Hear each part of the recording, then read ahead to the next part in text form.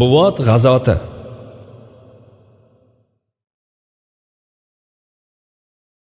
Rasululloh Madinaga kelganlardan keyin ko'p kun o'tmay Quraysh karvonlarining Shomdan qaytgan xabarini angladilar. Bu karvonda Umayya ibn Xalaf boshliq Quraysh qabilasidan 100 kishicha bo'lib, ularning 2500 tuyalari bor edi. Rasululloh buni eshitib, muhojir sahobalardan 200 kishi bilan karvon yo'lini to'sgani chiqdilar.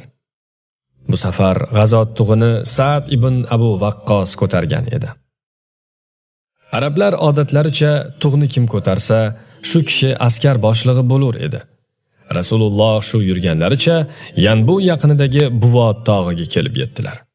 Qarasalar, Quraysh karvoni iz yashirib, boshqa yo'l bilan bularga yetkazmasdan ketib turlar. Bu chiqishlarda ham hech qanday hodisa bo'lmay, salomat Madinaga qaytdilar. Bu safarlari hijratning 2-yili Rabiul Avval oyida yuz berdi.